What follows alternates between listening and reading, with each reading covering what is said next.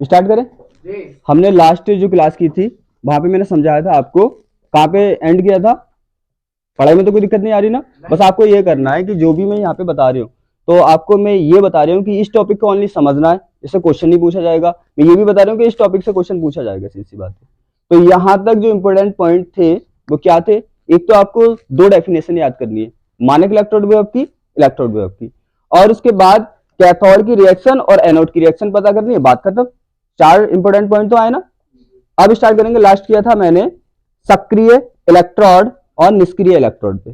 सक्रिय इलेक्ट्रोड मैंने बताया, सक्रिय इलेक्ट्रोड मैंने बता रखा था। सक्रिय इलेक्ट्रोड वो होते हैं जो रिएक्शन में क्या करते हैं, पार्टिसिपेट करते हैं, भाग लेते हैं। और निष्क्रिय इलेक्ट्रॉन क्या होंगे, इलेक्ट्रोड क्या होंगे, वो कुछ काम नहीं करेंगे, वो ऐसे ही पड़े रहेंगे बिलियन में। ठीक है। अब देखो क्या होता है। अब हम स्टार्ट करेंगे उसके बाद, ये तो सीख लिया हमने। कहां तक सीखा था?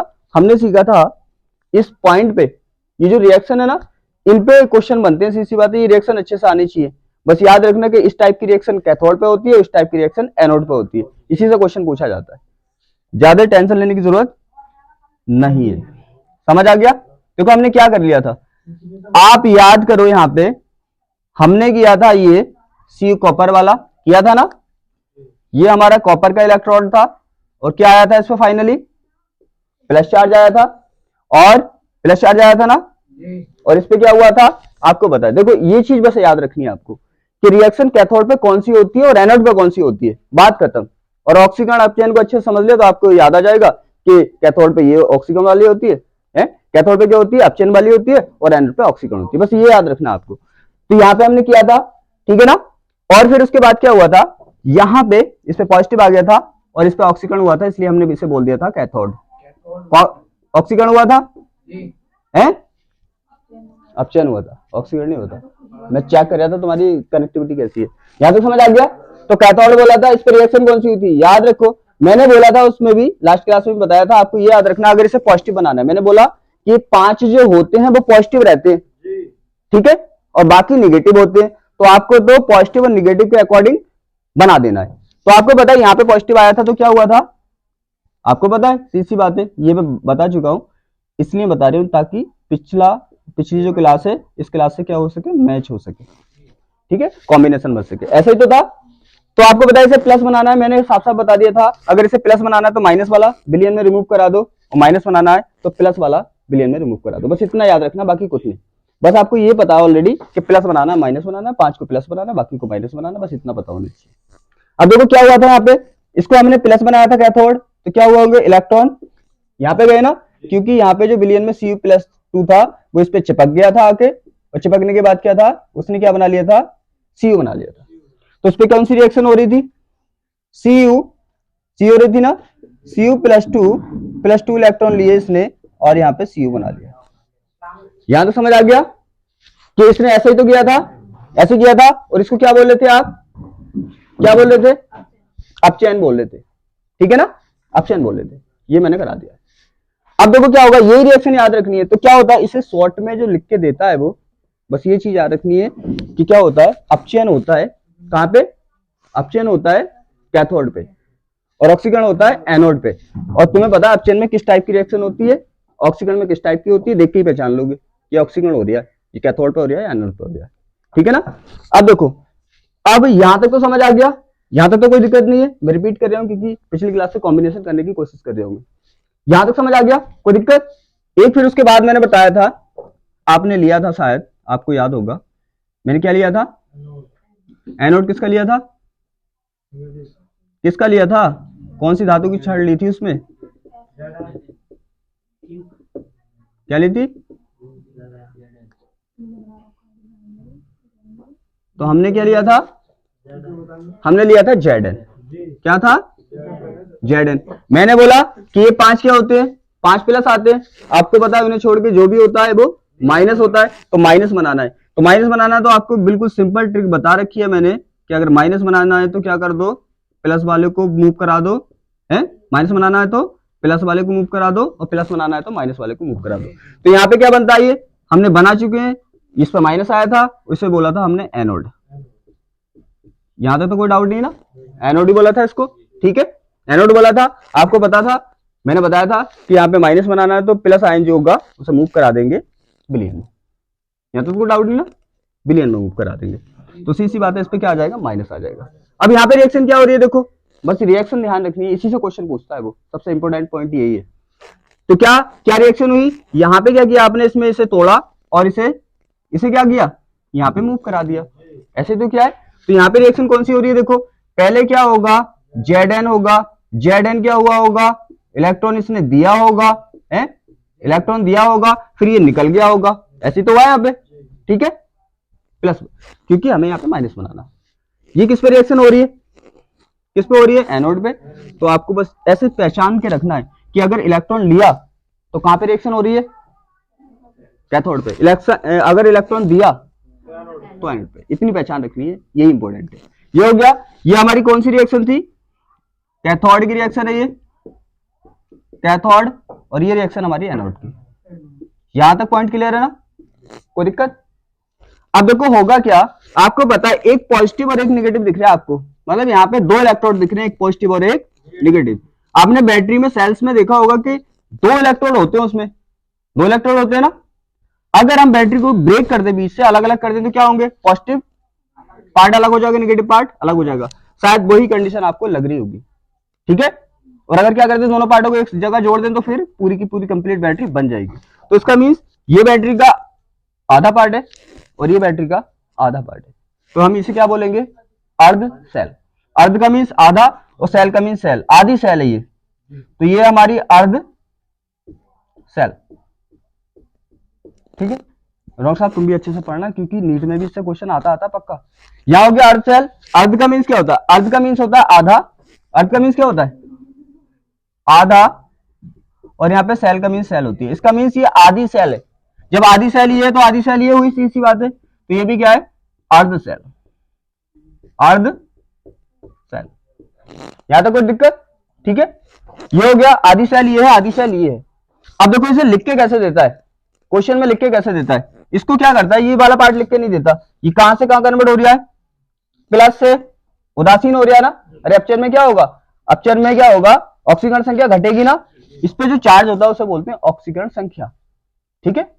प्रेजेंट में 12th में चैप्टर नहीं है, वो कहां पे, फर्स्ट ईयर में, लेकिन जो जो बताना जरूरी है वो मैं बताता चलूंगा। यहाँ पे क्या होगा, जो भी यहाँ पे पॉजिटिव नंबर से होता है तो वो क्या होता है, उसकी ऑक्सीकरण संख्या को शो करता है, अकेला अगर है परमाणु तो, ठीक है, अकेला है तो। कॉम्बिनेशन वाले की बात चली नहीं है, हमें जरूरत भी नहीं है यहाँ पे। तो ये हो गया, तो इसकी ऑक्सीकरण संख्या कितनी है, 2 है ना।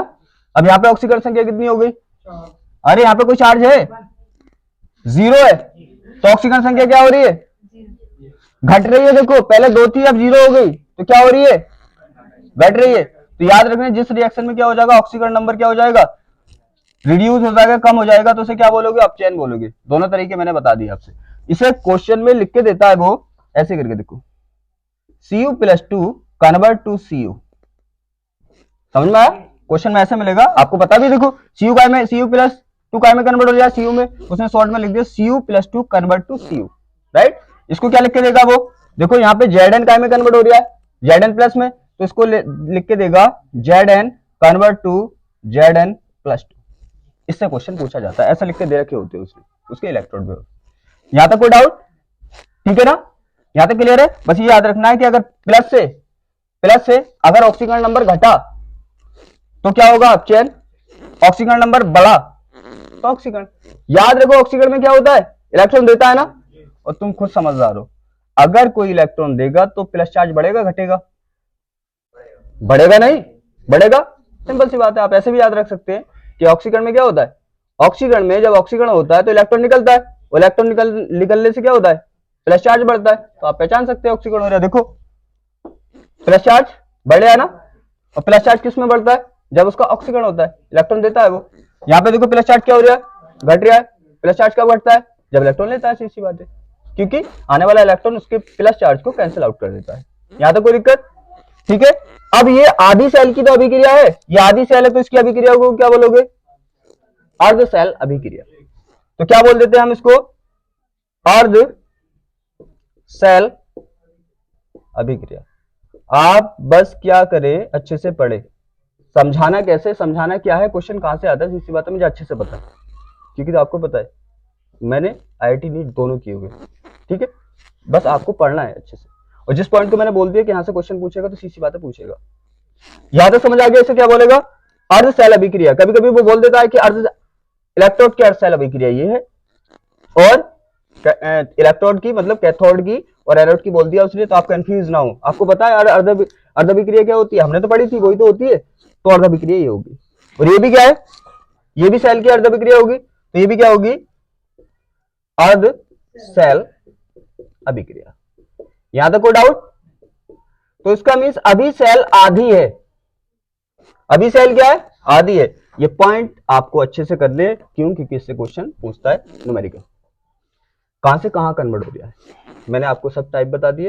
इलेक्ट्रॉन से पहचान सकते हैं, चार्ज से पहचान सकते हैं, कई सारे तरीके जिससे आपको अच्छा लगे पहचान सकते हैं। यहां तो कोई दिक्कत? यहां तो कोई दिक्कत नहीं है ना? अब देखो क्या होगा, हमें करनी है कंप्लीट सेल। क्या करनी है? कंप्लीट सेल करनी है। तो कंप्लीट सेल को क्या होगा, कोई भी चीज, अब मान लो इस टाइम पे मार्कर क्या है? मार्कर क्या है? इनकम्प्लीट है ना, कंप्लीट नहीं है। अगर दोनों को मिला दिया तो कंप्लीट हो गया। इस तरह से अर्ध पार्टों को क्या करते हैं हम, जोड़ दे तो कंप्लीट सेल बन जाएगी। अभी हमारे पास अर्ध सेल है। यहां तो क्लियर है? मैंने ये भी बताया था, इस पे विभव आया प्लस आए या माइनस आए उससे आपको कोई भी मतलब नहीं है। आपको तो पता है चार्ज है तो विभव भी है, वैद्युत क्षेत्र भी है, और वहां पे बल भी लगेगा। मैंने बोला कि यहाँ पे ओनली किसका पढ़ रहे हैं आप? ओनली विभव को पढ़ेंगे, क्योंकि ये तीनों चीजों को एक साथ आप वैद्युत क्षेत्र की तीव्रता में पढ़ चुके हैं, राइट। अब देखो क्या होगा, प्लस आया माइनस आया, सीधी सी बात है, विभव इस पे भी है, विभव इस पे भी है। ये दोनों चीजें बता रखी है मैंने। नॉर्मल कंडीशन में आता है तो खाली इलेक्ट्रोड विभव बोलोगे, मानक कंडीशन में आता है तो मानक इलेक्ट्रोड विभव बोलोगे, ठीक है। अब क्या करेंगे, अगर हम इसको जोड़ दें, हम क्या करें, इसको इस तरह से जोड़ दें, ठीक है।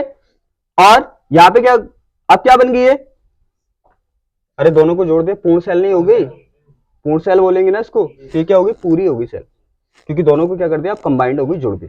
पहले हाफ हाफ पार्ट क्या थे, अलग अलग थे, अब हम दोनों पार्टों को ऐड कर दिया, जिसका मीन्स सेल बन गई। या तो कोई दिक्कत? अब क्या करेंगे, जैसे ही आप इसको किसी सर्किट से जोड़ते हैं, इसमें करंट फ्लो स्टार्ट हो जाएगा, करंट फ्लो स्टार्ट हो जाएगा। यहां तो कोई दिक्कत? और मैंने बोला यहां पे देखो, इसकी अगर नॉर्मली बेसिकली आप याद कर लेना, सीधी सी बात है। क्या याद करना आपको, कि इसे क्या बोलते हैं, सेतु बोलते हैं। इसे क्या बोलते हैं, सेतु। सेतु का मीन्स होता है पुल, ब्रिज। ब्रिज तो जानते हो, ब्रिज क्या काम करता है, इस साइड और इस साइड क्या है, दोनों अलग है, बीच में पानी है। ऐसे तो होता है, नदियों पे मिलता है वो, तो क्या बीच में पानी है तो दोनों साइड क्या है, अलग अलग है। ब्रिज लगा देंगे तो क्या होगा, दोनों साइडें जुड़ जाएंगी, राइट। ये काम ये करता है।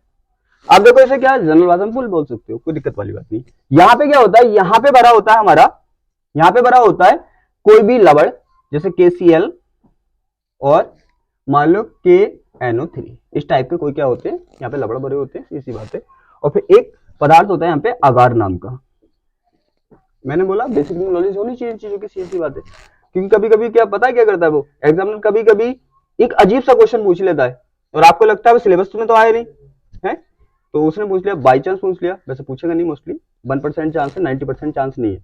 मैं जिस क्वेश्चन को बोलता हूँ उसके 90% आने के चांस है, 1% हो सकता है एग्जामिनर क्या करे, लेकिन जिसको मैं मना करता हूँ वो हो सकता है 1% आ जाए, वरना 90% क्वेश्चन नहीं आएगा।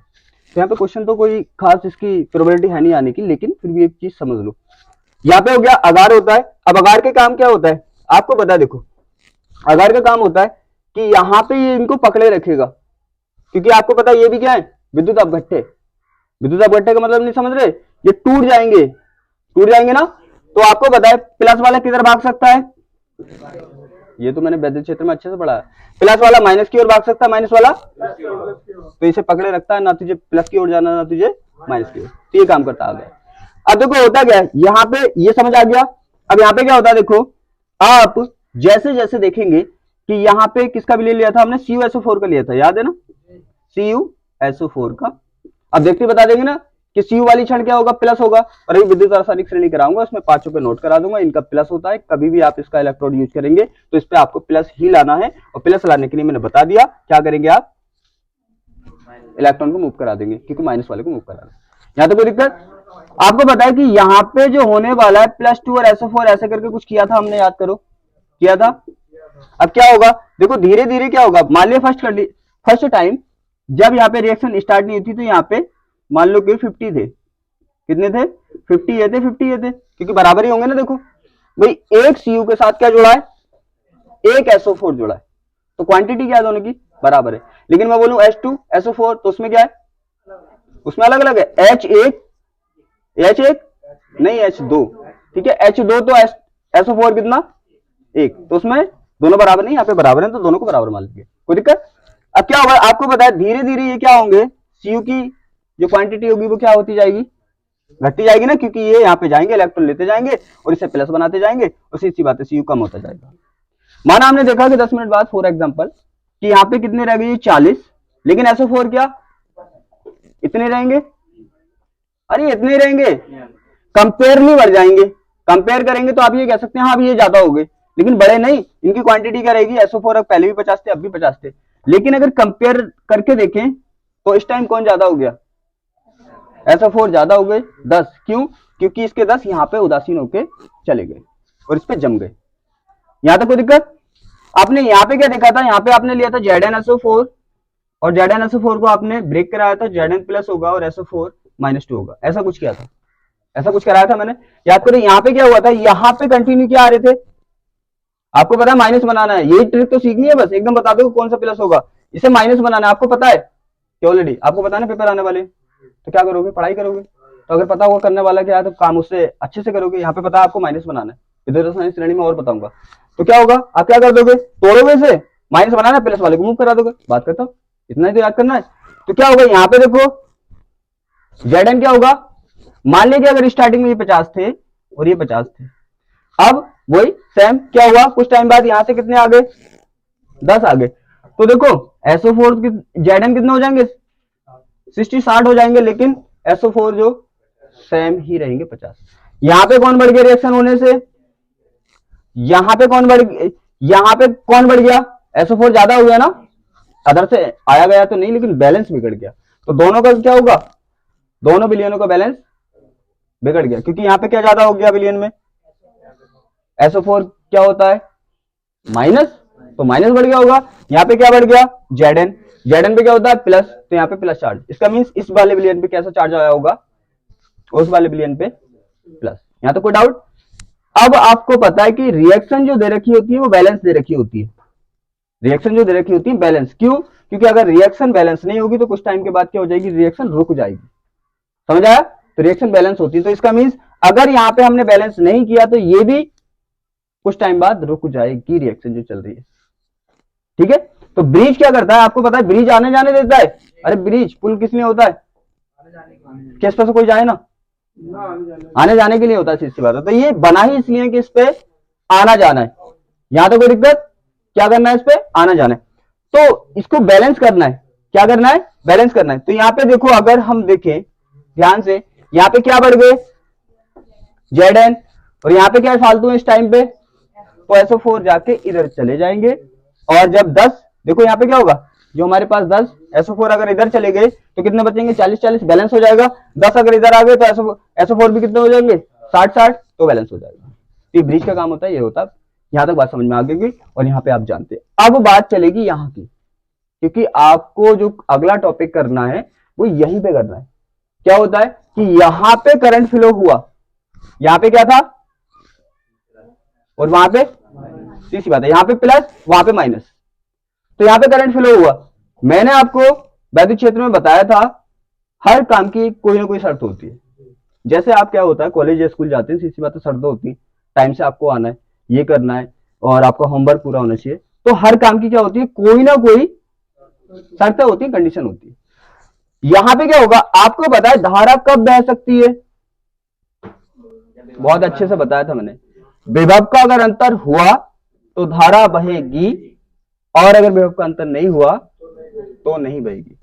तो विभव धारा को पैदा करने वाला कौन है, धारा किससे पैदा हो रही है, जैसे मान लो तुम किससे पैदा हो रहे हो, अरे अपने मम्मी पापा से, सीधी बात है, इसमें क्या सोचने वाली बात है, किसी को डाउट है, सीधी बात है, अपने मम्मी पापा से पैदा हो रहे हैं सब।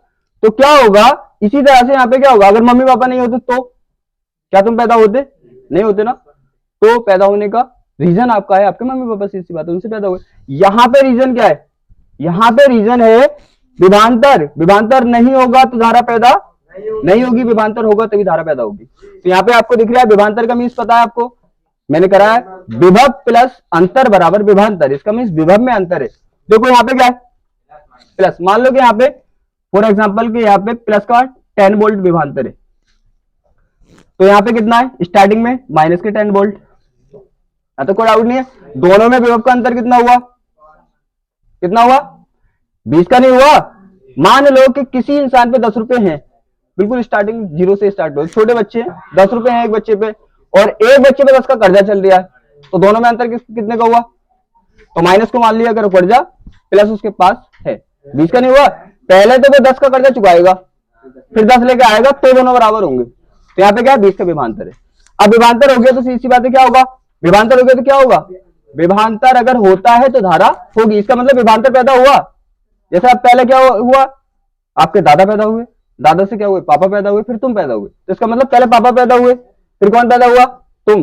तो सीधी बात है यहाँ पे क्या हुआ, पहले विभवांतर पैदा हुआ फिर उसके बाद उससे धारा पैदा हुई। कोई डाउट, ठीक है, यहां तो समझ आ गया। अब आपको पता है यहाँ पे विभवांतर टू टाइप, विभव कितने टाइप का हो सकता है, कितने टाइप का हो सकता है, 2 टाइप का हो सकता है, एक सिंपल और एक मानक।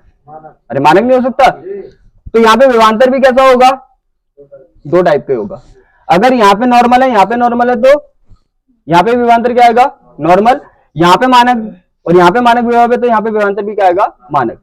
यहां तक डाउट कोई नहीं होगा। तो यहाँ पे धारा को बाहर कौन दिया है, विभवांतर, ठीक है, तो विभवांतर ही तो बाहर है यहाँ पे धारा को। तो आपको बताए कि यहाँ पे जब विभवांतर धारा को क्या करता है, बहाता है, तो बहाने वाले को क्या कहते हैं, वाहक। क्या कहते हैं, वाहक। तो किसने लगाया वाहक, सेल ने, अरे सेल ही तो लगा रही है वाहक। तो यहाँ पे जो विभवांतर होता है, मैंने आपको वहां पे भी बताया था कि यहाँ पे विभवांतर को ही दूसरा नाम उसने दे दिया विद्युत वाहक बल। क्या, सेल का विद्युत वाहक बल। विद्युत वाहक बल का मतलब वह बल जो धारा को वैद्युत को बहाता है। तो यहाँ पे कौन कौन बहा रहा है धारा को, जनरल भाषा में पानी बहता है, तो बहने का मतलब क्या होता है, पानी एक जगह रुका हुआ है, एक जगह से दूसरी जगह चल रहा है, तभी तो बोलोगे पानी बह रहा है। अब यहाँ पे क्या होगा, धारा को बहता हुआ कब बोलोगे, जब धारा चलेगी। तो धारा को कौन चला रहा है, विभवांतर, और विभवांतर कौन लगा रहा है, सेल। तो उस विभवांतर को क्या कहते हैं, सेल का विद्युत वाहक बल। सेल का विद्युत वाहक बल का मीन्स ही विभवांतर होता है, ठीक है। और लेकिन क्या बोल देता है वो, सेल का विद्युत वाहक बल। विद्युत वाहक बल का मीन्स विद्युत को बहाने वाला बल। क्या करा उसने, विद्युत पे एक बल लगाया ना, कि चल, जैसे मान लो तुम पढ़ने नहीं जा रहे, क्या वो घर वाले क्या लगा देंगे, तुम पे लगा देंगे विभवांतर। विभवांतर मीन्स वाहक बल लगा देंगे कि भागो यहां से, चलो स्कूल, ठीक है, यहां तो समझ आ गया। तो इसे विद्युत वाहक बल ही कहते हैं। तो इसका मीन्स क्या हुआ, यहाँ पे विभवांतर कितने टाइप का होता है, 2 टाइप का होता है, एक नॉर्मल और एक मानक। इसी तरह से यहाँ पे जो हमारा सेल का विद्युत वाहक बल आएगा वो भी 2 टाइप्स का आएगा, एक नॉर्मल और एक मानक, ठीक है। तो यहां तो समझ में आ गया होगा शायद। अब मैं बताता हूं आपको कि विद्युत वाहक बल क्या होता है, कैसे डिफाइन करेंगे, नोट करो। यहां तो समझ आ गया। अब हम क्या समझने वाले हैं, अब समझेंगे हम सेल का विद्युत वाहक बल। अब तो समझ में आ गया, सेल का मीन्स सेल लगा रही होगी, विद्युत का मीन्स धारा को, वाहक का मीन्स बहाने के लिए, बल का मीन्स फोर्स। इसका मीन्स यह हुआ कि सेल धारा को बहाने के लिए उस पर एक बल लगा रही होगी, उसी बोलते हैं सेल का विद्युत वाहक बल। और आपको पता है वो जनरली क्या होता है, सेल के इलेक्ट्रोडों के बीच विभवांतर, ठीक है। अब यहां तक हो गया। मैंने क्या बोला, अगर दोनों इलेक्ट्रोड क्या है, दोनों इलेक्ट्रोडों का क्या होगा, दोनों इलेक्ट्रोडों का विभव अगर मानक कंडीशन में, तो सेल का भी क्या आएगा, मानक कंडीशन में, ठीक है ना। और अगर सेल का क्या है, अगर इलेक्ट्रोडों का नॉर्मल कंडीशन में है, तो सेल का भी क्या आएगा, नॉर्मल, क्योंकि सेल का तो विभवांतर उन्हीं से तो आ रहा है, इलेक्ट्रोडों से। अरे जैसा इलेक्ट्रोड पे होगा वैसा उस पे होगा, ठीक है, समझ आ गया। अब देखो 2 कंडीशन होती है, एक होती है मानक कंडीशन, एक क्या होती है, मानक। अब क्या निकालना हमें, पहले निकालना है सेल का कैसा, मानक। मानक कंडीशन में जो विद्युत वाहक बल होगा वो निकालते हैं हम। आपको याद रखना है कि ई सेल, सेल का मीन्स तो समझ रहे हो, नॉट लगा देना आप। तो इससे क्या हो गया, इसका मीन्स हो गया कि सेल का यहाँ पे मानक कंडीशन में निकाल लें विद्युत वाहक बल। तो क्या होगा, ई नॉट कैथोड, क्या होगा, cathode minus E not anode बात समझ में आ रही है? कोई दिक्कत नहीं। आपको क्या होगा, अगर आपको क्या दे रखा है, क्या दे रखा है आपको, अगर आपको दोनों का कैथोड का एनोड का विभव मानक कंडीशन में दे रखा है, उसने बोला है कि सेल का मानक कंडीशन में जो इलेक्ट्रॉन विद्युत वाहक बल होगा वो क्या होगा, तो आप क्या करेंगे, कैथोड में से एनोड को घटा देंगे। याद करने का आसान सा तरीका, कैथोड क्या है, कैथोड पॉजिटिव है, पॉजिटिव का मीन्स अच्छा है, वो ज्यादा है उस पर, तो क्या होगा, और निगेटिव पे क्या है, कम। तो आपको ये भी पता है कि माइनस वाला माइनस के साथ, प्लस वाला प्लस के साथ, ऐसे भी याद कर सकते हो। माइनस एनोड पे क्या होता है, माइनस, और कैथोड में प्लस, तो देखो प्लस वाले को प्लस के साथ लिख दिया, माइनस वाले को माइनस के साथ। याद करने का भी आसान तरीका, याद नहीं रहे तब। तो एक फॉर्मूला ये यूज होता है, इंपोर्टेंट है, जिससे क्वेश्चन आते हैं।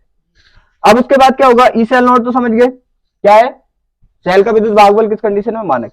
अब आप बोलेंगे कि ई कैथोड का मीन्स क्या है, ई कैथोड का मीन्स, ई कैथोड का मीन्स है कैथोड का विभव, नहीं खाली कौन सा वाला, ये कैथोड का मानक इलेक्ट्रोड विभव, मानक इलेक्ट्रोड विभव, ठीक है।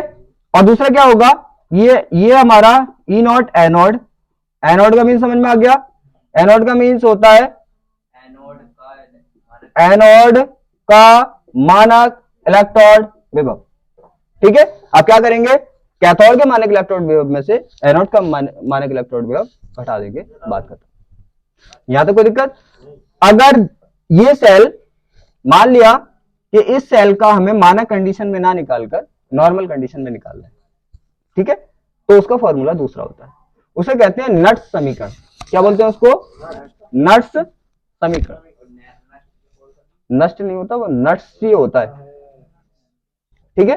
तो नट्स समीकरण होता है, तो नट्स समीकरण से निकालते हैं, वो होता है हमारा, देखो ई सेल बराबर इक्वल में होगा क्या, ई सेल नॉट माइनस के 2.303 R T upon n F, और यहां पे क्या होगा, लॉग 10 पे, लॉग 10 पे क्या होगा, यहां पे आप उत्पाद ले लेंगे और यहां पे आप अभिकारक ले लेंगे, अभिकारक। ये बात समझ में आ रही है, ठीक है। अब इसका मीन्स क्या होता है, देखो आप अभिकारक उत्पादक का मीन्स तो जानते हैं अच्छे से, अभिकारक का मीन्स जो क्रिया करके बनाता है वो अभिकारक हुआ, जो बनता है वो क्या हुआ, उत्पाद हुआ। ये भी मैंने बता दिया, इस साइड वाले क्या होते हैं, अभिकारक, और इस साइड वाले क्या होते हैं, उत्पादक, राइट।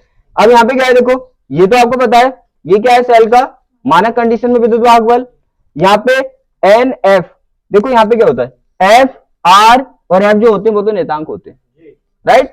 अब बात आती है टी की, तो टी जानते हैं आप, परम ताप, परम ताप, आपको पता नहीं परम ताप, एक तो होता है हमारा सेंटीग्रेड में परम ताप, एक सेंटीग्रेड में होता है, और एक होता है हमारा केल्विन में, केल्विन वाले टेम्परेचर को परम ताप बोलते हैं, ठीक है। अब यहां पे देखो क्या होगा, एन का मीन्स होगा एन, एन होगा, आपने देखा था जब कैथोड और एनोड की रिएक्शन करा रहे थे तो इलेक्ट्रॉन को क्या कर रहे थे, आदान प्रदान कर रहे थे ना, वही इलेक्ट्रॉन के संख्या यहाँ पे है। इसका मीन्स आदान प्रदान, अभिक्रिया में तो हम बोल सकते हैं, क्रिया में जो क्रिया चल रही थी, क्रिया में आदान प्रदान किए गए, आदान प्रदान किए गए क्या किए गए, इलेक्ट्रॉन संख्या, समझ में आया। आदान का मीन्स क्या होता है, लेना, प्रदान का मीन्स क्या होता है, देना। तो आदान प्रदान जो कर रहे हैं वो, क्योंकि आपको पता है कैथोड एनोड पे अलग अलग हो रहा है, कोई इलेक्ट्रॉन ले रहा है कोई दे रहा है, ये अच्छे समझा चुका हूं, तो उनके नंबर यहाँ पे लगाते हैं। यहाँ पे देखो उत्पादक दिख रहा है आपको, उत्पादक क्या होता है, जब हम रिएक्शन में कराऊंगा तो मैं बताऊंगा, देखो इस साइड वाले को ये आया तो इसे उत्पादक बोल देंगे, अभिकारक बोल देंगे, उसको उत्पादक बोल देंगे रिएक्शन के अकॉर्डिंग। बस आपको ये समझना उत्पादक अभिकारक यहाँ पे लेना गया है।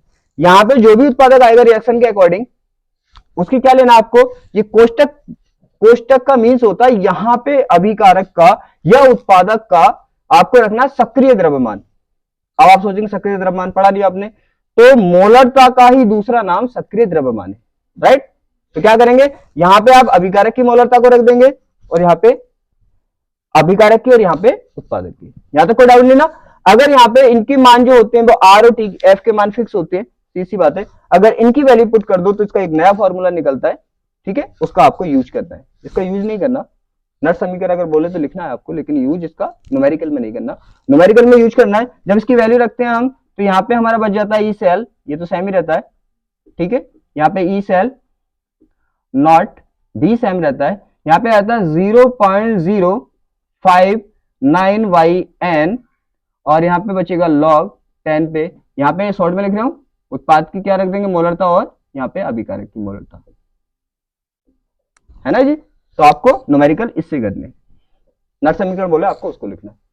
यहां तक तो कोई दिक्कत नहीं है ना, समझ आ गया। तो सीधी सी बात है, हमें पता है सेल का विद्युत वाहक बल जो होता है, जो धारा को बहाने के लिए बल लगाती है सेल, उसे विद्युत वाहक बल कहते हैं। वो 2 टाइप से निकाला जाता है, मानक कंडीशन में हम इससे निकालते हैं और नॉर्मल कंडीशन में हम इससे निकालते हैं। यहाँ तक टॉपिक क्लियर है, कोई डाउट? अब इसके बाद टॉपिक आता है हमारा, इसके बाद आता है विद्युत रासायनिक श्रेणी, राइट, इसे नोट करो। यहां तक समझ आ गया। अब देखो आगे, अब हमें देखना है वैद्युत रासायनिक श्रेणी। तो पहले हम समझेंगे कि वैद्युत रासायनिक श्रेणी होती क्या है। तो सीधी सी बात है, जैसे हम क्या कर रहे हैं, बार बार क्या कर रहे हैं, छड़ों को उनके लबड़ विलयन में डाल रहे हैं, उस पर कुछ ना कुछ विभव आ रहा है, तो हमें पता चला कि विभांतर हुआ इस पे या विभव हुआ, तो उसी को क्या बोलते हैं हम, तो वैद्युत रसायन नहीं बोलते भैया। सीधी सी बात है, हम क्या कर रहे हैं, हम धातु की छड़ को उसके लबड़ विलयन में डाल लें तो उसमें विभव आ जाए ना, विभव आ रहा है, सीधी सी बात है। और उस विभव को लेकर हमने क्या बनाई है, एक क्या बनाई है, श्रेणी बनाई है। अब देखो क्या ऐसे नहीं बनाई जैसा अभी किया था, ऐसे नहीं बनाई, बल्कि हमने एक यूज किया है, देखो कैसे, आपका ये होता है एक मानक हाइड्रोजन इलेक्ट्रोड, क्या होता है, इलेक्ट्रोड। अब जैसे आप क्या कर रहे थे, वहां पे तो आप ऐसे डिफाइन कर रहे थे कि डायरेक्टली क्या कर रहे थे, आप उसमें डाल लेते, क्षण में डाल लेते ना, क्षण में डाल लेते। तो यहाँ पे क्या होगा, हम क्या डिफाइन करते हैं, उनके विभव डिफाइन करते हैं, मानक इलेक्ट्रोड विभव, समझ आ रहा है। हम क्या करते हैं, सभी धातुओं के मानक इलेक्ट्रोड विभव डिफाइन करते हैं, और डिफाइन करने के बाद उसे क्या करते हैं, एक सीक्वेंस में लिख लेते हैं, श्रेणी में लिख लेते हैं कि इसका इतना आया, इसका इतना आया, इसका इतना आया। तो क्या करेंगे, हम एक सीक्वेंस में लिख लेंगे, एक श्रेणी में लिख लेंगे, और उसी को हमने क्या बोल देंगे, वैद्युत रासायनिक श्रेणी। अब पहले ये समझेंगे कि निकालेंगे कैसे, ऐसे नहीं निकालेंगे जैसा अभी निकाला था आपने, ऐसे नहीं निकालेंगे, क्योंकि यहाँ पे क्या था, दोनों हमने क्या लिए थे, कोई दोनों धातु की छड़ ली थी, लेकिन यहाँ पे देखो कैसे हम क्या करेंगे, सभी का एक एक करके हम उसका मानक इलेक्ट्रोड विभव डिफाइन करेंगे और श्रेणी बनाएंगे। जैसे देखो, एक होता है हमारे पास मानक हाइड्रोजन इलेक्ट्रोड, इलेक्ट्रोड का मीन्स तो आपको पता है। हम क्या करते हैं, हम यहाँ पे मानक, पहले आप समझ लो, क्योंकि आप में क्या दे रखा है, आपकी बुक में क्या दे रखा है, इसका एक्सप्लेनेशन दे रखा है ना, तो आप हैंड टू हैंड समझ लेना, मैं सब कुछ बताता हूँ क्या क्या होता है उसमें, ठीक है, बस क्या करना है, फिर एक बार उसे रीड कर लेना, हो जाएगा उससे। यहाँ पे देखो, इसमें एक प्लेटिनियम का तार होता है, क्या होता है, प्लेटिनियम का तार होता है। मैंने बताया था कि एक होते हैं सक्रिय इलेक्ट्रोड और एक होते हैं निष्क्रिय इलेक्ट्रोड। अभी तक आपने जो पढ़े थे वो कैसे पढ़े थे, सक्रिय इलेक्ट्रोड वो अपने लबड़ विलयन के साथ कोई ना कोई रिएक्शन कर रहे थे। निष्क्रिय के मीन्स अगर इलेक्ट्रोड अपने विलयन के साथ या उसमें जो विलयन पड़ा उसके साथ रिएक्शन ना करे तो उसे बोलेंगे निष्क्रिय। तो यहाँ पे ये प्लेटिनियम का ले रहे हैं हम, किसका ले रहे हैं, प्लेटिनियम का तार ले रहे हैं ना, प्लेटिनियम का, और ये होती है प्लेटिनियम की चिप, पीटी की क्या है, ये चिप है। यहां तो कोई दिक्कत। अब देखो क्या होगा, ये जो हमारा प्लेटिनियम है, इसका अगर आपने इलेक्ट्रोड बनाया तो ये होता है निष्क्रिय इलेक्ट्रोड, इसमें जो भी पड़ा होगा ये उसके विलयन के साथ कोई भी रिएक्शन नहीं करेगा, ठीक है। इसलिए मैंने बता दिया था सक्रिय निष्क्रिय क्या होता है।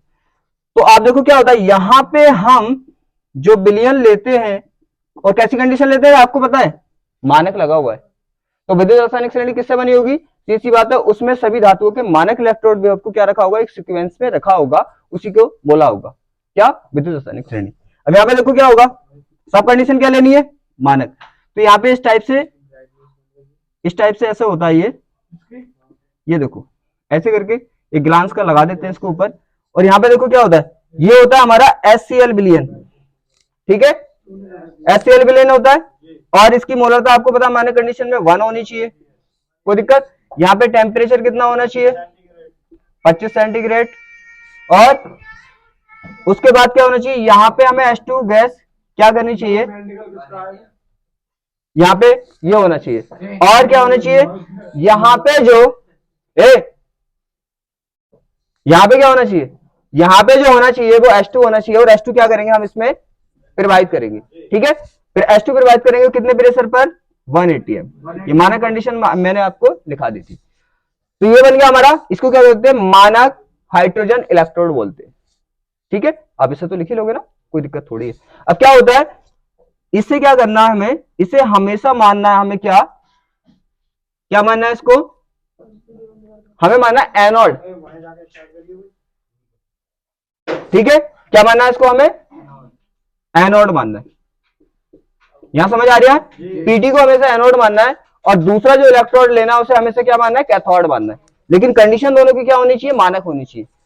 अब हम क्या करेंगे, जिस भी धातु का हमें मानक इलेक्ट्रोड विभव डिफाइन करना होगा वो यहां पे किसकी जगह लगा देंगे, हम कैथोड की जगह लगा देंगे। हमने क्या किया, एनोड तो हमने इसका मानना हमेशा कैथोड की। जैसे मान लो कॉपर का हमें डिफाइन करना है कि कॉपर का मानक इलेक्ट्रोड विभव क्या होगा, तो हम क्या करेंगे, कॉपर का क्या बना देंगे, यहाँ पे कॉपर का क्या होगा, Cu का हमारा प्लस होता है और ये क्या होगा, कैथोड होगा, ठीक है। ये क्या हो गया हमारा कैथोड। यहां तक तो सब ये पता है आपको, इसे ज्यादा बताने की जरूरत कोई नहीं है, ये हो गया। फिर क्या करेंगे, आपको पता है ये अर्ध सेल, आप दोनों को क्या कर देंगे, ज्वाइन कर देंगे, तो क्या हो जाएगा, पूर्ण सेल। फिर क्या करेंगे, जैसे ही आप इसको क्या करेंगे, दोनों को कनेक्ट करेंगे तो इसके बीच कुछ ना कुछ विभवांतर आएगा ना, तो उसी को क्या बोलते हैं, इसका मानक इलेक्ट्रोड विभव। जितना इनमें विभवांतर आया, मालूम है क्यों बोलते हैं, क्योंकि हाइड्रोजन का मानक इलेक्ट्रोड विभव माना गया है वो 0 माना गया है। तो जितना भी विभव होगा वो किसका होगा, माना 2 किन्हीं भी इंसानों ने पैसे इकट्ठे किए, एक के उसमें 0 है, तो जितने भी होंगे किसके होंगे, दूसरे के होंगे, सीधी बात है, ठीक है ना। तो यहाँ पे क्या होगा, इसका तो 0 है, तो जो भी यहाँ पे विभवांतर आएगा वो क्या होगा, इसी का विभव होगा, उसे कहते हैं मानक इलेक्ट्रोड। यहां तो समझ आ गया। अब देखो यहाँ पे क्या होगा, ये हो गया, क्योंकि इसका जो हम बी का जो पोटेंशियल मतलब विभव मानते हैं वो कितना मानते हैं, 0 मानते हैं। अब यहाँ पे जब हम जोड़ते हैं तो सीधी बात है, इसका जो आता है वो आता है 0.34 वोल्ट आया, और हमने क्या किया, नोट डाउन कर लिया। फिर अगला लगाया, उसका कुछ आया होगा, फिर यहाँ पे नोट डाउन कर लिया। इस तरह से सबका लगा के हमने क्या किया, यहाँ पे नोट डाउन कर लिया, और एक क्या बन गई, एक श्रेणी बन गई, एक सीरीज बन गई। श्रेणी का मीन्स तो समझते हो, जैसे पीरियड में तुम सुबह को लाइन लगाते हो, एक के बाद एक के बाद एक, उसे क्या बोलते हैं, श्रेणी, सीरीज ही बोलते हैं। तो यहाँ पे क्या करेंगे, सीरीज में उसको क्या कर देंगे, सबके मानक इलेक्ट्रोड विभव को आप रिटर्न कर देंगे, उसी को बोल देंगे वैद्युत रासायनिक श्रेणी। यहाँ तो कोई डाउट नहीं ना। अब क्या होता है, कभी कभी अगर मांग ले आपको कि मानक हाइड्रोजन इलेक्ट्रोड की संरचना वो बताइए, तो आपको मैंने बता दिया पीटी होता है, और इस तरह से इसमें क्या होता है, HCl होता है, टेम्परेचर इतना होता है, 180 atm पे हाइड्रोजन गैस क्या करते हैं, इसमें प्रोवाइड करते हैं। और ये हाइड्रोजन गैस यहाँ पे क्या होती है, यहाँ पे अवशोषित हो जाती है, चिपक जाती है, समझ में आया। और ये काय में टूट जाएगा, आपको पता है H+ और Cl- में ब्रेक हो जाएगा। अब इसके बाद क्या होता है, देखो यहाँ पे सिस्टम क्या है, इसका सिस्टम ये क्या देगा इसको, ये इसको H, ठीक है, H देगा प्लस, और यहाँ पे ये इसको H2 देगा, क्या देगा इसको, ये इसको H विलियन, इसको क्या दे रहा है H, और ये इसको H2 दे रहा है। तो यहाँ पे इस तरह से इक्विलिब्रियम चलता रहता है, और ये लास्ट में क्या हो जाता है, साम्यावस्था में हो जाता है। ये तो समझ आ रहा है। देखो इस तरह से आपकी बुक में दिया होगा कि क्या होता है, क्योंकि ये इसको क्या दे रहा है, H2 दे रहा है, और ये इसको क्या दे रहा है, H+ दे रहा है। तो सीधी बात है, ये रिएक्शन ऐसे प्रभावित करते रहेंगे हाइड्रोजन, और ये रिएक्शन चलती रहेगी, और बाद में साम्यावस्था हो जाएगी। साम्यावस्था का मीन्स होता है बिल्कुल बराबर। यहाँ पे क्या होगा, यहाँ पे H+ की मात्रा और H2 की मात्रा क्या हो जाती है, बराबर हो जाती है। और जबकि कोई चीज बराबर हो जाती है तो या तो आप उसे बोल देते हैं बैलेंस, या उसको बोल देते हैं केमिस्ट्री भाषा में साम्यावस्था। तो क्या होगा, कुछ टाइम बाद यहाँ पे साम्यावस्था हो जाती है, और ये आपके बुक में लिख रखा होगा, बस क्या कर लेना, रिटर्न कर लेना। यहाँ से समझ आ गया, विद्युत रासायनिक श्रेणी समझ में आ गई, सबके निकाल के यहाँ पे सीरीज बनाती है, उसे विद्युत रासायनिक श्रेणी कहते हैं। अब विद्युत रासायनिक श्रेणी से क्वेश्चन कभी पूछ लेता है वो, और बहुत सारे यूज होते हैं, ठीक है, इसे नोट करो, फिर मैं कराता हूँ अब विद्युत रासायनिक श्रेणी। अब देखो, अब हम समझेंगे विद्युत रासायनिक श्रेणी क्या होती है। मैंने बता दिया, क्या करा होगा आपने, हाइड्रोजन मानक इलेक्ट्रोड के साथ सबको आपने जोड़ा होगा, और क्या किया होगा, उसका क्या किया होगा, आपने विभव को नोट डाउन किया होगा और एक सीरीज बन गई। देखो सबसे कम किसका है, ध्यान रखना यहाँ पे नीचे को मानक इलेक्ट्रोड विभव का बढ़ता हुआ क्रम है। ध्यान रखना यहाँ पे बस कि H का 0 होता है, H का क्या होता है, और इन सब का क्या होता है, यहां से यहां तक होता है पॉजिटिव और यहां से यहां तक होता है निगेटिव। कोई दिक्कत, सी बात है। ध्यान रखना यहाँ पे ये क्या है, अगर इसको बोले हम तो मानक इलेक्ट्रोड का बढ़ता हुआ क्रम, बढ़ता हुआ क्रम, कोई दिक्कत, बढ़ता हुआ क्रम है यहाँ पे मानक इलेक्ट्रोड विभव का बढ़ता हुआ क्रम। ध्यान रखना कि यहाँ पे आके क्या हो गया 0, तो इसका मीन्स क्या होगा, देखो यहाँ पे सबसे ज्यादा माइनस क्या होगा भाई, माइनस से स्टार्ट हुआ, माइनस से कहां पे आ रहा है 0 पे, फिर प्लस में जा रहा है। ऐसा तो आपने पढ़ा नहीं होगा, टेबल क्या होता है, देखो ऐसे इस साइड को क्या होता है प्लस बढ़ता जाता है, इस साइड को क्या होता है माइनस बढ़ता जाता है। तो ये माइनस से स्टार्ट हुआ और कहां पे पहुंचा 0 पे, तो सीधी सी बात सबसे ज्यादा माइनस किसका है, फिर माइनस घटते घटते कहां पे आ गया, हाइड्रोजन तक आ गया, 0 हो गया, फिर क्या होगा प्लस बढ़ना स्टार्ट हो गया, तो सबसे ज्यादा प्लस किसका है, एयू का। Doubt clear. तो इसी को बोलते हैं, हमने क्या किया, सभी के मानक इलेक्ट्रोड विभव के बढ़ते हुए क्रम में हमने क्या लगा दिया, एक सीरीज बना दी, उसी को हमने विद्युत रासायनिक श्रेणी बोल दी। यहां तक क्लियर है, कैसे बनाते हैं वो भी मैंने बता दिया, यहाँ तो कोई डाउट नहीं ना। अब देखो क्या होता है, अब आता है अपचयन विभव, एक होता है अपचयन विभव और एक होता है मानक इलेक्ट्रोड विभव। अपचयन विभव का मीन्स क्या होता है, अब यहां पे समझो आप, अपचयन विभव देखो क्या होगा, अपचयन विभव, कभी कभी छोटे क्वेश्चन में बोल देता है कि इसका अपचयन विभव ये है, तो क्या होगा, तो अपचयन विभव क्या होता है, बराबर होता है मानक इलेक्ट्रोड विभव के, मानक इलेक्ट्रोड विभव। ऑब्जेक्टिव बहुत पूछता है इससे, इलेक्ट्रोड विभव, समझ आ गया। इसका मीन्स आपको पता है, अपचयन विभव का मीन्स नहीं समझ रहे, अरे जिसका अपचयन विभव क्या होगा, ज्यादा होगा, तो उसका अपचयन क्या होगा, ज्यादा होगा, सीधी बात है यार। अपचयन का विभव ज्यादा है तो अपचयन ज्यादा नहीं होगा। अपचयन विभव का मतलब अपचयन करने की क्षमता, ऑक्सीकरण विभव का मतलब ऑक्सीकरण करने की क्षमता, तो अपचयन विभव किसका ज्यादा है, ये है ना, तो अपचयन करने की क्षमता किसकी ज्यादा होगी, अपचयन में होता क्या है, होता क्या अपचयन में, इलेक्ट्रॉन मिलते हैं, ठीक है। अपचयन विभव क्या होता है, देखो अपचयन विभव हमारा, अपचयन विभव किसके बराबर होता है, मानक इलेक्ट्रोड विभव के बराबर होता है। अपचयन विभव का मतलब समझ गए, जिसका अपचयन विभव ज्यादा होगा वो उसका अपचयन, ध्यान रखना सी बात है, अपचयन विभव ज्यादा, अरे अपचयन विभव का मतलब क्या होता है, इसका अपचयन ज्यादा होगा, और ऑक्सीकरण विभव का मतलब इसका ऑक्सीकरण ज्यादा होगा, सिंपल सी बात है। बस ये तो याद रख सकते हो कि अपचयन विभव अगर ज्यादा है तो अपचयन ज्यादा, अरे सिंपल मैच हो रहे हैं, तो बच्चों वाली बात है, अपचयन विभव ज्यादा तो अपचयन भी ज्यादा, ऑक्सीकरण विभव ज्यादा तो ऑक्सीकरण भी ज्यादा, बात करता हूं, नाम भी आ रहा है, देखो अपचयन आ रहा है ना, तो अपचयन, अगर अपचयन का विभव ज्यादा, इसका मतलब होता है अपचयन होने का विभव ज्यादा का मीन्स अपचयन होने की क्षमता ज्यादा, बस। ऑक्सीकरण विभव का मीन्स होता है ऑक्सीकृत होने की क्षमता ज्यादा। अब आपको पता है दोनों इक्वल होते हैं, कभी कभी मानक इलेक्ट्रोड विभव आपको पता होता है, उसने बोल दिया कि निम्न धातुओं की अपचयन विभव निम्न है, बताइए कौन ज्यादा क्रियाशील होगा, ऐसे क्वेश्चन पूछ लेता है वो कभी भी, तो क्या होगा, दिक्कत आएगी। मानक इलेक्ट्रोड विभव के साथ अपचयन विभव भी पता होना चाहिए, समझ आ गया। ये दोनों क्या होते हैं, इनके दोनों के व्युत्क्रमानुपाती होती है क्रियाशीलता,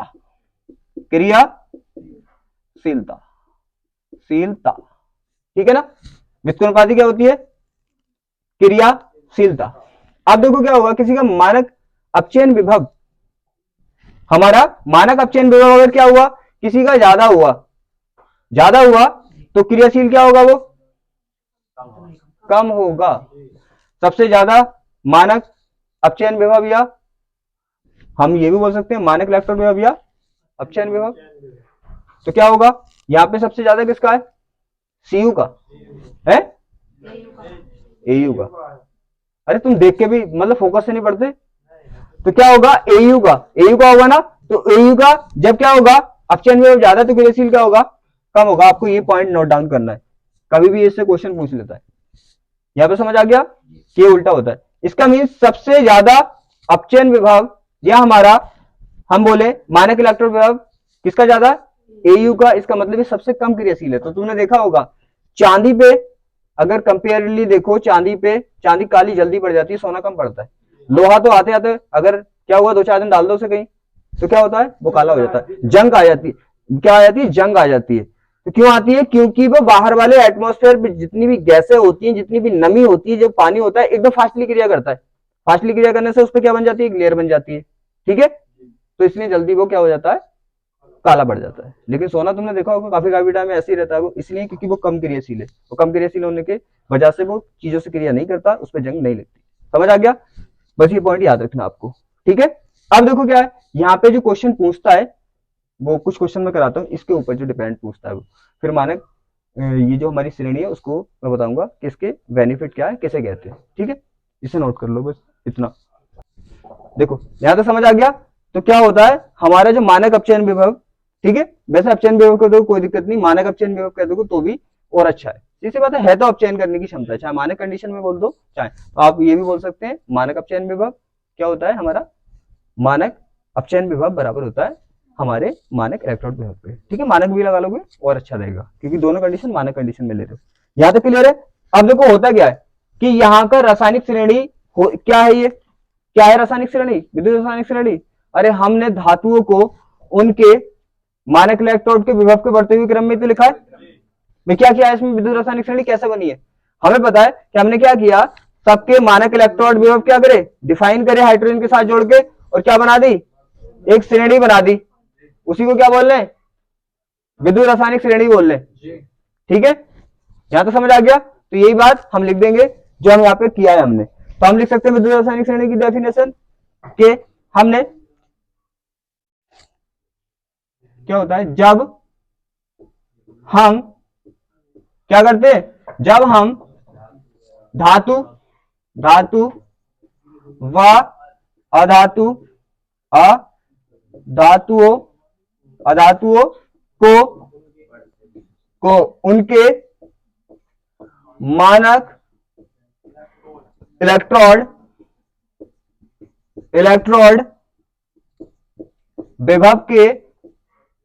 विभव के बढ़ते हुए क्रम में लिखते हैं या रखते हैं, तब क्या होता है, तब एक श्रेणी प्राप्त होती है। प्राप्त होने का मतलब मिलना, मिलती है कोई चीज, प्राप्त होती है, प्राप्त होती है उसे क्या बोलते हैं, उसे वैद्युत, शॉर्ट में लिख रहा हूं, वैद्युत रासायनिक श्रेणी कहते हैं। ठीक है, बिल्कुल सीधी सी बात है, जो हमने यहाँ पे किया है वही हमने यहाँ पे लिख दिया। मैं बोलता हूँ कि आपको रटना बिल्कुल नहीं, बस जो यहाँ पे करा करो उसी की डेफिनेशन लिख दिया करो। हमने क्या किया, हमने सभी धातुओं को मानक इलेक्ट्रोड विभव के बढ़ते हुए क्रम में रखा, और हमें क्या मिली, एक सीरीज मिली, एक श्रेणी मिली, उसी को हमने क्या बोल दिया, वैद्युत रासायनिक श्रेणी। ये हमने यहाँ पे किया है और ये यहाँ पे रिटन किया है। यहाँ पे कोई डाउट? अब हम पढ़ेंगे इसके क्वालिटी लक्षण क्या होते हैं। ठीक है, अब यहाँ पे क्या करोगे आप, यहाँ पे 2-4 पॉइंट और कर लो जो यहाँ पे यूज होने वाले। ठीक है, अब यहाँ पे क्या करेंगे कि क्योंकि इसकी क्वालिटी लिखेंगे ना, वहां पे एकदम समझ में आ जाएगा।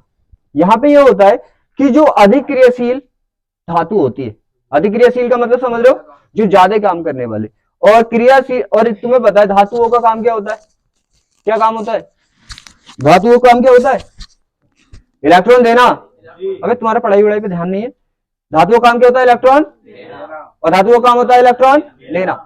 तो जिसको जो काम दिया गया है वो कितनी स्पीड से करता है, उसे बोलते हैं उसकी क्रियाशीलता, ना कि क्वांटिटी। ऐसा नहीं कि एक धातु ने 2 इलेक्ट्रॉन दे दिए और 2 साल में दिए, और एक धातु ने 1 इलेक्ट्रॉन दिया 1 सेकंड में दे दिया, तो कौन ज्यादा क्रियाशील हुई, 1 सेकंड वाली। अबे 2 साल तक तो वो पता नहीं कितने लाख इलेक्ट्रॉन दे देगी, क्योंकि वो तो हर सेकंड में 1 दे रही है।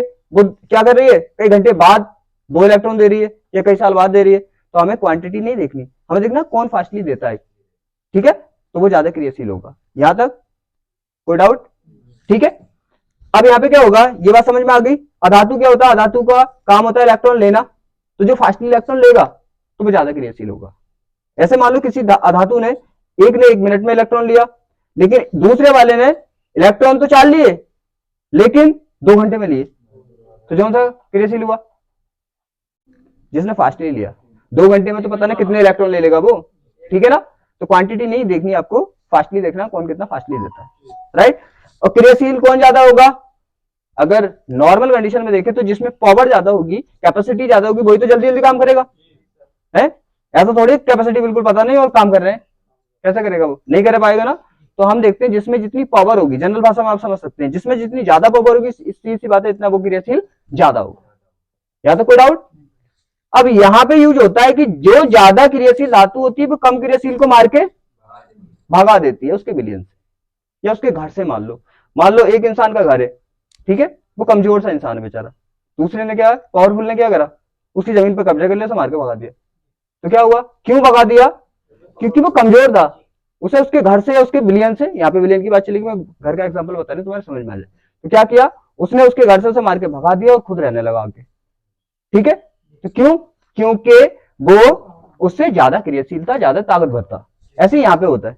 और मान लो अगर ऐसा हो कि कोई कम क्रियाशील मतलब कम ताकतवर आके उसे घर से निकाले कि निकलो यहां से, तो क्या होगा? पिट पिटा जाएगा, धूल बन जाएगी उसकी, सीधी सी बात है, पिटाई और हो जाएगी, सीधी सी बात है। मान लो तुम जाके खली से बोलो कि निकल पे अपने घर से, तो तुम्हें पता है तुम्हारा क्या होगा, है? सीधी सी बात है, उठा के ना ऐसे, जब मिट्टी का ढेला होता है फेंक देगा तुम्हें उठा के, सीधी सी बात। तो अपने घर भी डरोगे तुम कि मेरे ही घर है किसी और का घर है, तो सीधी सी बात है, ये तो नॉर्मल सी बात है। अधिक ताकतवर या पावरफुल इंसान कम ताकत वाले को निकाल के भगा देता है। बस यहीं पे ये यूज होना है, मोस्टली पॉइंट है, इसलिए मैंने एग्जांपल से समझाया अच्छे से। जैसे मान लो हमारे पास क्या है, हमारे पास है एक सीयू, ये ज्यादा यूज किया आपने तो अच्छा भी लग रहा है देखने में, तो सीयू है। यहां पे क्या किया हमने, ले लिया एक जेड कोई दिक्कत? अब देखो क्या है, ये अपने बिलियन में, सीयू क्या है, सीयू अपने बिलियन में मतलब अपने घर में। अब ये क्या है, ये बाहर से आया, ये क्या आया, बाहर से आया इसके घर। तो क्या इसे निकाल के इसके घर से भगा सकता है? भगा देगा। क्यों? क्योंकि आपको पता है जिंक इससे ज्यादा क्रियाशील है। और पहचानेंगे कैसे? इससे नीचे जाते जाएंगे तो क्या होगा, इसका मानक इलेक्ट्रोड विभव क्या होगा, बढ़ता जाएगा, कम बढ़ता जाएगा और क्रियाशीलता घटती जाएगी, राइट? और पहचानने का आसान सा तरीका है कि आपको पता है इसका ज्यादा नेगेटिव होता है और नेगेटिव क्या होता है, नीचे को घटता जाता है, इन पे पॉजिटिव है। अब ये धातुएं, मान लिया धातु है, अब धातुओं का काम क्या है, इलेक्ट्रॉन देना। अब एक बात बताओ, जिसपे ज्यादा नेगेटिव होगा वो ज्यादा इलेक्ट्रॉन देगी, जिसपे पॉजिटिव होगा वो ज्यादा इलेक्ट्रॉन देगी? जिसपे नेगेटिव होगा मतलब, क्यों? अरे तुम्हें नहीं पता, जिसपे जो चीज ज्यादा होगी वही तो देगा। अरे तुम्हें पता है प्लस वाले पे तो बेचारे में पहले से इलेक्ट्रॉन की कमी चल रही है, तो ये क्या देगा? मान लो तुम पे पैसे की कमी चल रही है, कोई आके मांगे तुमसे पैसे दिए तो क्या कहोगे, क्या कहोगे, क्या कहोगे उससे कि चल रहा है, पिट के जाओगे यहाँ से, सीधी सी बात है, सिंपल सी बात है। तो क्या होगा, सबसे ज्यादा इलेक्ट्रॉन किस पे है? अगर इलेक्ट्रॉन विभव के अकॉर्डिंग देखे तो सबसे ज्यादा माइनस इसका है, तो सबसे ज्यादा इलेक्ट्रॉन किस पे, तो सबसे फास्टली देगा ना। फिर ये गरीबी बढ़ गई, यहाँ पे इलेक्ट्रॉन कम होते चले गए तो कम देंगे। यहाँ पे कोई डाउट? अब देखो, आप चाहें तो माइनस के अकॉर्डिंग देख लेना, माइनस जिस धातु पे ज्यादा होगा उस पे इलेक्ट्रॉन ज्यादा होंगे, वो ज्यादा देगी, ठीक है? जैसे क्वेश्चन में पूछता है, वो क्वेश्चन में माइनस प्लस दे देता है, तो वहां पे मैं क्वेश्चन इसी हिसाब से कराऊंगा, मैं बोलूंगा कितने इलेक्ट्रॉन है इस पे, तो आप बोलोगे इस पे सबसे ज्यादा है, तो मैं बोल दूंगा सबसे ज्यादा दे देगी ये, ठीक है? अब यहाँ पे देखो क्या होगा, क्रियाशील कौन ज्यादा है, जेडन। तो जेडन क्या करेगा, ऐसे मार के इसके घर से बाहर निकाल देगा और क्या करेगा, खुद सीधी बात है, इसके घर में रहने लगा, मतलब जहां पे ये था वहां पे ये खुद आ गया, राइट? अब देखो क्या इसका उल्टा हो जाए, जैसे मान लो यहां पे ऐसे होता कि ये घर होता जेडन का और कब्जा करता कौन, सीयू, तो क्या होता, ये पिटता और बेचारा, ठीक है? तो क्या निकाल सकता है इसको, नहीं ना। तो क्या होगा, ये रिएक्शन नहीं हो सकती। तो आपको कभी कभी देता है वो कि क्या ये रिएक्शन संभव है या असंभव। संभव का मीन्स क्या होता है, क्या ऐसा हो सकता है, और असंभव का मीन्स ऐसा नहीं हो सकता। संभव का मीन्स ऐसा हो सकता है और असंभव का मीन्स नहीं हो सकता। तो क्या ऐसा हो सकता है, हो सकता है ना, तो ये काम संभव है। संभव का मीन्स जो काम हो सकता है वो संभव है। क्या ऐसा हो सकता है कि ऐसे बना लीजिए, अगर वो लिख के दे आपको, पूछे कि ये संभव है या असंभव, और ऐसे लिख दे वो कि ऐसे कर दिया, तो क्या संभव है, क्या सीयू जेडन को मार के भगा देगा इसके घर से, नहीं ना, तो ये असंभव है, ऐसा नहीं हो सकता। तो कभी कभी ऐसे आपसे क्वेश्चन शॉर्टली पूछ लेता है, तो आपको पता चल गया, ठीक है? ज्यादा क्रियाशील कम क्रियाशील को भगा देगी, चाहे वो हाइड्रोजन हो, चाहे वो कुछ भी हो, ए टू जेड, आपको मतलब नहीं है, चाहे वो अम्ल के अंदर हो, चाहे वो क्षार के अंदर हो। इसका मीन क्या है, वो पक्के घर में हो, क्या वो कच्चे घर में हो, कहीं पे भी हो, उसे क्या करेगा, वो तो मार के उसे भगाएगा ही भगाएगा, बस ये याद रखना। मैं इसलिए बता रही हूँ क्योंकि जनरल लाइफ से ना एकदम याद रहता है। आपको पता होगा कि भाई इसे मार के भगाएगा या नहीं भगाएगा, आप बोलो भगा देगा, याद हो गया। मैं बोलता है इसकी क्रिया इससे ज्यादा है, निकाल दो, पता है चलता 4 घंटे पढ़ते याद भी नहीं होता। अब याद रहेगा कि घर से मार के भगाएगा या नहीं भगाएगा, आप कंपेयर कर लोगे कि इसकी ताकत ज्यादा है, मार के भगा देगा। ठीक है, यहां तक समझ आ गया? कोई डाउट यहां तक? अब इसके कुछ लक्षण है और इसके कुछ यूजेज है, वो बताता हूं आपको, इसे नोट कर लो। ये समझ आ गया? इसमें कुछ यूजेज है इसके। अगर एक और करा दूं पॉइंट, ठीक है, यहाँ पे वो भी समझ में आ जाएगा क्योंकि वो भी इसका लक्षण है। मान लो कि यहाँ पे हमारे पास H2SO4 है, H2SO4 है।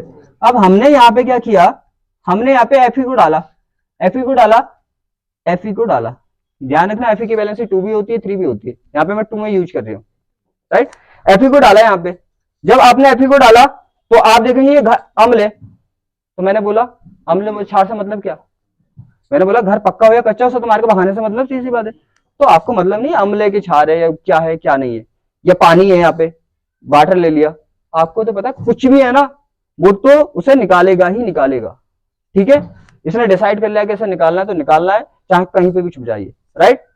तो यहाँ पे क्या होगा, सीधी बात है, यहाँ पे क्या होगा, जो यहाँ पे होगा आपको तो ये पता है, जो यहाँ पे होगा निकाल देगा बाहर। तो यहाँ पे क्या निकल जाएगा H2O और यहाँ पे क्या हो जाएगा FeSO4। सिंपल सी चीज है। तो कभी कभी ऐसे बोलता है ना, अब यूजेज लिखेंगे अपने तो बोलेगा कि अम्लों से हाइड्रोजन को निकाल देता है। अरे क्या है हाइड्रोजन, कुछ भी है ना, अपनों को मतलब हमें तो ये पता है कि कम क्रियाशील है, निकाल देगा। अम्ल में है, क्षार में, किसी में भी है ना, हम तो निकाल देंगे इसको, बात करता हूँ। ठीक है सर, नोट डाउन करो, फिर इसकी क्वालिटी करेंगे। अब करेंगे हम क्या, इसके लक्षण क्या क्या होते हैं। सबसे पहले देखो क्या है, देखो बुक्स में जो लिख रखा है ना, या इसमें जो लिख रखा है उसके अकॉर्डिंग मत चलना। यहाँ पे जो आपको सिंपल पड़े, बात सही है, सिंपल पड़े। नंबर 1 इसका लक्षण क्या है, नंबर 1 लक्षण है, देखो ध्यान से देखो इसे, इसमें क्या करा है हमने, हम बोल सकते हैं कि विद्युत रासायनिक श्रेणी में धातु व धातुओं को क्या मानक इलेक्ट्रोड विभव के बढ़ते हुए क्रम में रखा है। क्या इसका लक्षण नहीं है सी बात है। नंबर 1 पॉइंट हो गया। ठीक है, मैं बोलूंगा रिटर्न कराऊंगा बहुत लंबा हो जाएगा, तो मैं बोल रहा हूं फर्स्ट लक्षण तो क्लियर है क्या, कि विद्युत रासायनिक श्रेणी में तो पहला लक्षण क्या है कि हम बोल सकते हैं कि विद्युत रासायनिक श्रेणी में धातु व धातुओं को उनके मानक इलेक्ट्रोड विभव के बढ़ते हुए क्रम में रखा है। पहला पॉइंट हो गया। और दूसरा पॉइंट देखो, अब आपको पता है जिसका मानक इलेक्ट्रोड विभव अधिक होगा ना, उसका मानक अपचयन विभव भी क्या होगा, अधिक होगा। और मैंने क्या बोला, जिसका मानक इलेक्ट्रोड विभव क्या होगा, अधिक होगा, वो क्या होगी, अभी तो बोला कम क्रियाशील। तो हम ये बोल सकते हैं ना कि मानक इलेक्ट्रोड विभव के मान बढ़ने पर क्रियाशीलता घटती है, ये बोल सकते हैं ना। इसमें तो बुक में क्या क्या लिख रखा है तो याद नहीं होगा, हम इसके अकॉर्डिंग लिख दें, सही है ना।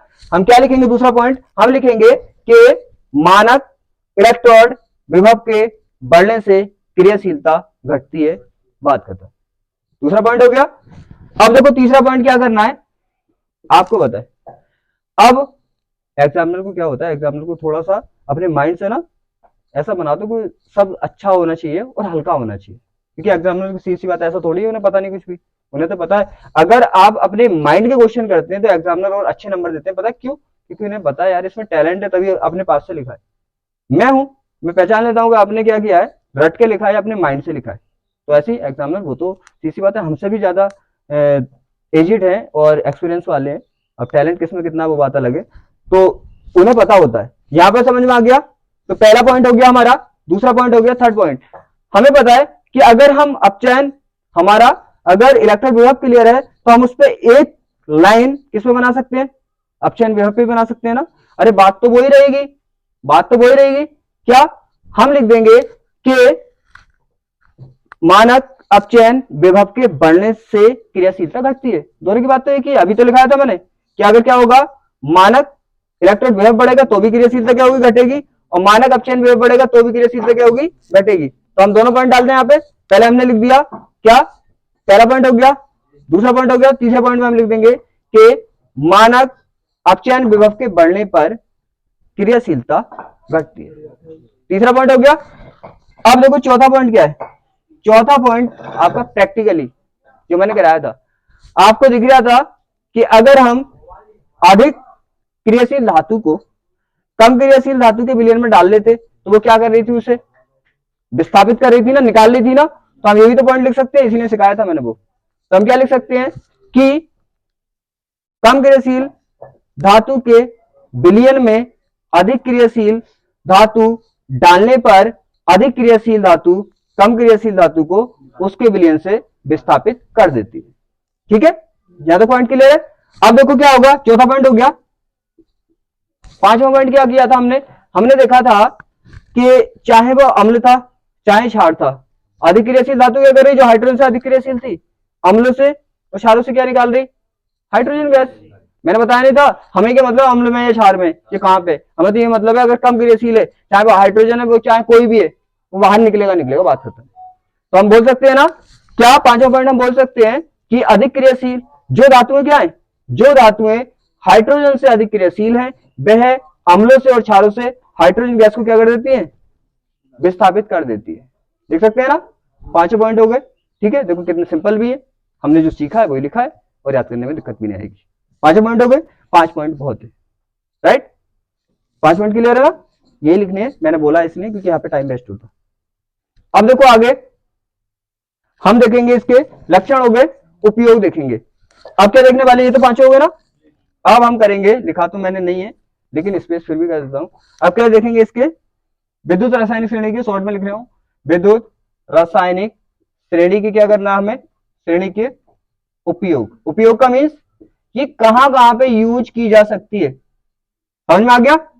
देखो रट के पढ़ने में, समझ के पढ़ने में ये होता है।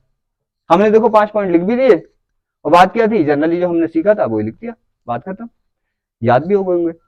अब देखो उपयोग करेंगे हम इसके। अब इसके उपयोग जो होते हैं, अब हम इसके उपयोग देखेंगे। देखो क्या होगा, उपयोग आपने देखा है कि सबसे पहला उपयोग क्या कर रहे हैं, कहां पे यूज कर रहे हैं, हमें इससे क्या डिफाइन हो रहा है, सबसे पहले हमें इससे डिफाइन हो रहा है धातुओं की या धातुओं की क्रियाशीलता। तो मोस्टली किसकी, धातु और धातुओं की क्रियाशीलता, तो मोस्टली धातुओं के लेते हैं। तो हम लिख सकते हैं कि विद्युत रासायनिक श्रेणी का उपयोग कहां पे करते हैं, धातुओं की क्रियाशीलता की क्या करने में, तुलना करने में। अरे इससे तो पता चल जाए कौन सा कम क्रियाशील है कौन सा ज्यादा क्रियाशील है, इससे पता चल जाए ना। तो पहला क्या लिख देंगे, पहला उपयोग लिख देंगे हम इसका कि धातुओं की क्रियाशीलता की तुलना करने में। तुलना का मतलब हम बताएंगे कौन कम है कौन ज्यादा है, ठीक है। और दूसरा क्या है, दूसरा हम किसी सेल का क्या करेंगे, किसी भी सेल का मानक जो इलेक्ट्रॉन विभव होगा, मतलब मानक इलेक्ट्रॉन विभव नहीं बल्कि मानक वैद्युत वाहक बल जो होगा उसे हम डिफाइन करते हैं इससे। तो आप 2 उपयोग लिख देना और 3 क्या लिख देना, इसकी मैंने 5 क्वालिटी लिखाई थी और 2 उपयोग लिख देना। और आप ये भी तो बोल सकते हैं कि क्या अम्लों से हाइड्रोजन गैस प्राप्त करने में तो करती है, अरे निकाल तो रहे ना उससे, सीधी बात है। और क्या करने में, उसको हम क्या कर देते हैं किसी रोक यहाँ पे। अब देखो इसके उपयोग देखेंगे, हम देखेंगे जो यहाँ पे हमने सीखा है। हमने सबसे पहले चैप्टर में क्या किया है, क्या किया हमने चैप्टर में, हमने चैप्टर में किसी सेल का क्या मानक इलेक्ट्रॉन विभव, मानक इलेक्ट्रॉन विभव नहीं, सेल का मानक विद्युत वाहक बल ज्ञात करने में। तो क्या कर देंगे हम, सबसे पहले हमने क्या किया यहाँ पे, सीधी सी बात है, हम लिख देंगे कि इसका जो उपयोग किया जाता है वो सेल के मानक विद्युत वाहक बल डिफाइन करने में, ये ज्ञात करने में किया जाता है। पहला उपयोग हो गया। दूसरे उपयोग में आप डाल देंगे, अब किसको किसके विलयन से मार के भगाना है, कौन बता रहा था, विद्युत रासायनिक श्रेणी। इससे तो पता चल रहा है हमें कौन ज्यादा क्रियाशील है कौन कम क्रियाशील है। तो सीधी बात है, क्या कर रहे हैं हम यहाँ पे, हम यहाँ पे धातुओं की क्रियाशीलता की तुलना कर रहे थे, तुलना करके देख के हाँ ये कम क्रियाशील है ये ज्यादा क्रियाशील है, तभी तो उसके लॉर्ड विलियन से निकाल ले। तो हम 2 उपयोग दे सकते हैं। नंबर 1 उपयोग में डाल देंगे हम कि सेल के मानक विद्युत वाहक बल निर्धारित करने में या ज्ञात करने में, और दूसरा धातुओं की क्रियाशीलता की तुलना करने में, कंपेयर करने में। ठीक है, समझ आ गया। अब आज की क्लास हम यही खत्म करते हैं और लास्ट वीडियो लेक्चर में कल की क्लास में हम क्या कर देंगे, जो पार्ट्स बचा हुआ है वो कर देंगे। सेकंड पार्ट्स क्या होगा, सिंपल ही है, ज्यादा हार्ड नहीं है वो। क्यों, क्योंकि उसमें पता है क्या, जो आपने पढ़ा है इलेक्ट्रिक वाले पार्ट्स में चालकता और प्रतिरोध उसी से रिलेटिव है, तो हम इसको कल एंड कर देंगे।